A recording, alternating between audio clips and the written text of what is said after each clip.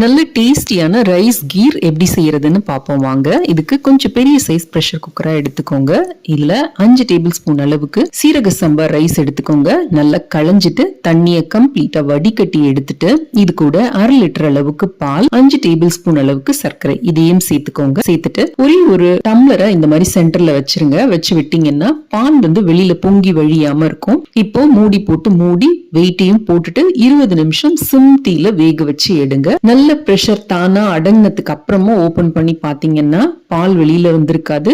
ஆனா ரைஸ் நல்லா குழஞ்சு வெந்திருக்கும். இப்ப இந்த டம்ளரை எடுத்துட்டு நல்லா அந்த ரைஸ ஒரு கரண்டி வச்சு மசிச்சு கொடுங்க. நீங்க டம்ளருக்கு பதில் ஒரு சின்ன கிண்ணம் கூட வைக்கலாம். ஏதாவது ஒரு பாத்திரம் போட்டோம் அப்படின்னா இல்ல ஒரு ஸ்பூன் போட்டோம்னா கூட வெளியில பொங்கி வழியாம இருக்கும். இப்போ இது கூட 1/2 லிட்டர் அளவுக்கு பால் சேர்த்துக்கோங்க.